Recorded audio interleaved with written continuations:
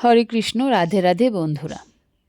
দোল পূর্ণিমা 2026 ও পূর্ণগ্রাস চন্দ্রগ্রহণ বিস্তারিত সময়সূচি আজকের এই ভিডিওতে। 2026 সালের দোল পূর্ণিমা অত্যন্ত গুরুত্বপূর্ণ। বাংলা তারিখ 18 ফাল্গুন 1432 বঙ্গাব্দ, ইংরেজি তারিখ 3রা মার্চ 2026 মঙ্গলবার। এই দিনটিকে বলা হয় দোল পূর্ণিমা, গৌড় পূর্ণিমা, বসন্ত উৎসব, ফাল্গুনী পূর্ণিমা।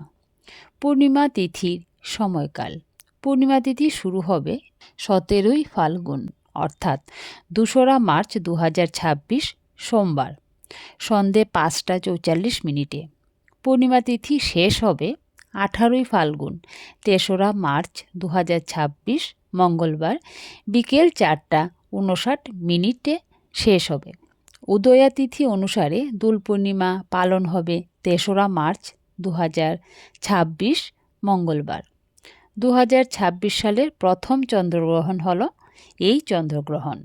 2026 সালে মোট 4টি গ্রহণ থাকবে, 2টি চন্দ্রগ্রহণ ও 2টি সূর্যগ্রহণ।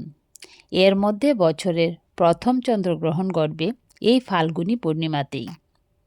চন্দ্রগ্রহণের বিস্তারিত সময় ভারতীয় সময় অনুযায়ী গ্রহণ শুরু হবে দুপুর 3টা 20 মিনিটে, যেটা হবে আংশিক স্পর্শ।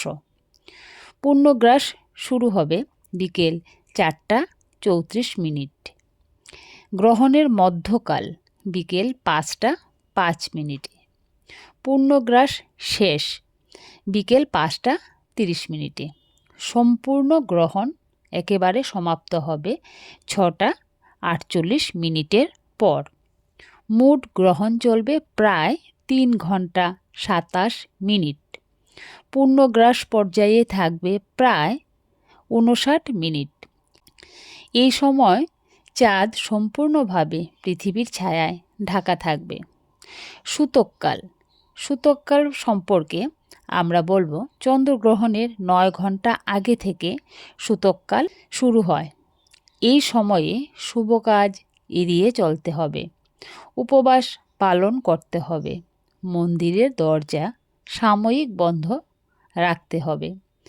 ভারতে প্রায় সব জায়গা থেকেই এই গ্রহণ দৃশ্যমান হবে।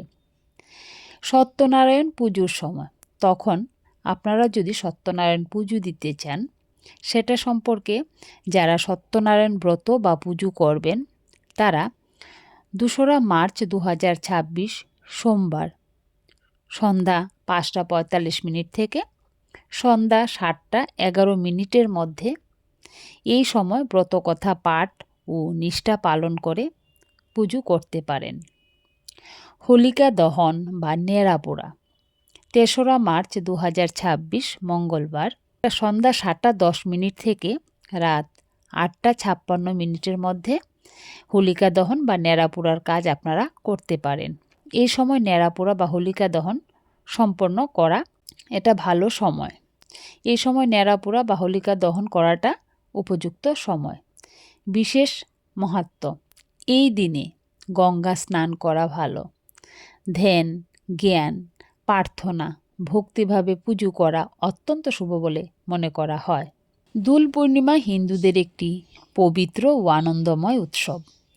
এই দিনটি ভগবান শ্রীকৃষ্ণ ও রাধার প্রেম লীলাকে স্মরণ করে পালন করা হয়। অনেক জায়গায় এই দিনটিকে হোলি উৎসব হিসেবেও উদযাপন করা হয়। রঙের মাধ্যমে মানুষ ভালোবাসা, আনন্দ ও ঐক্যের বার্তা ছড়িয়ে দেয়। দোল পূর্ণিমা মানেই শুধু রং নয়, এটি ভক্তি, আনন্দ, মিল এবং ক্ষমার প্রতীক। চন্দ্রগ্রহণ কেন হয়? বৈজ্ঞানিক দিক দিয়ে ব্যাখ্যা করলে বোঝা যায় যে চন্দ্রগ্রহণ সম্পূর্ণ একটি প্রাকৃতিক জ্যোতির্বৈজ্ঞানিক একটি ঘটনা। যখন সূর্য, পৃথিবী এবং চাঁদ একই সরল রেখায় অবস্থান করে এবং পৃথিবী সূর্য ও চন্দ্রের মাঝখানে চলে আসে, তখন পৃথিবীর ছায়া চাঁদের উপর পড়ে।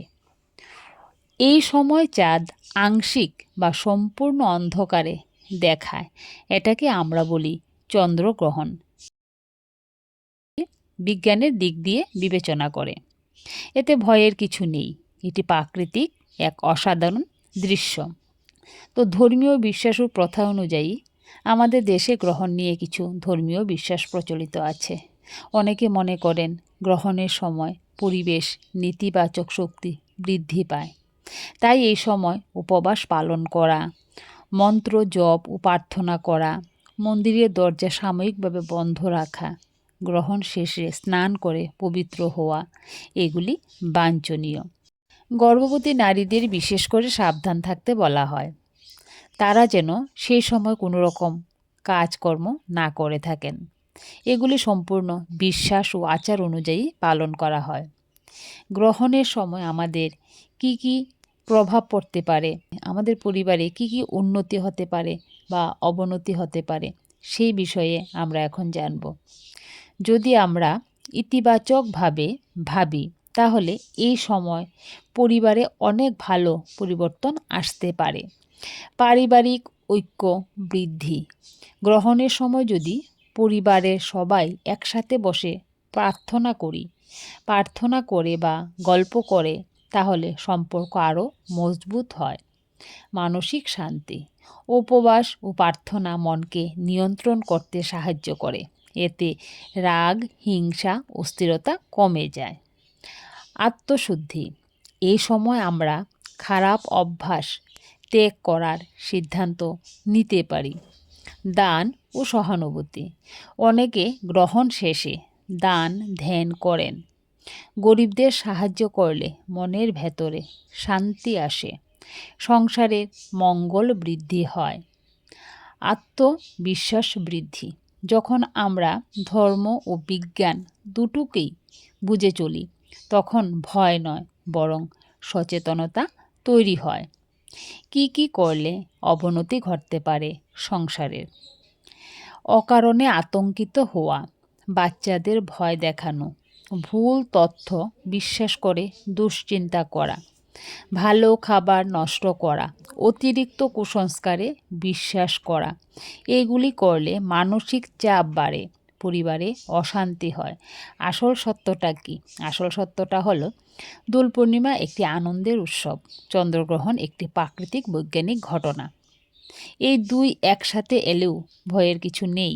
ধর্ম আমাদের শেখায় ভক্তি ও ভালোবাসা, বিজ্ঞান আমাদের শেখায় যুক্তি ও জ্ঞান। যদি আমরা দুটোকেই সম্মান করি তাহলে আমাদের পরিবারে কোনো ক্ষতি হবে না, বরং ঐক্য, ভালোবাসা ও সচেতনতা বাড়বে। বন্ধুরা, মনে রাখবেন, ভালোবাসা, একতা ও বিশ্বাস থাকলে কোনো গ্রহণই আমাদের সংসারের ক্ষতি করতে পারবে না। বন্ধুরা, আজকের এই ভিডিও আমি এখানেই শেষ করছি। ভিডিওটি যদি ভালো লেগে থাকে তাহলে অবশ্যই লাইক করবেন, শেয়ার করবেন এবং আমাদের সাবস্ক্রাইব করতে ভুলবেন না। সবাই ভালো থাকুন, সুস্থ থাকুন। শুভ দোল পূর্ণিমা। Tata, by.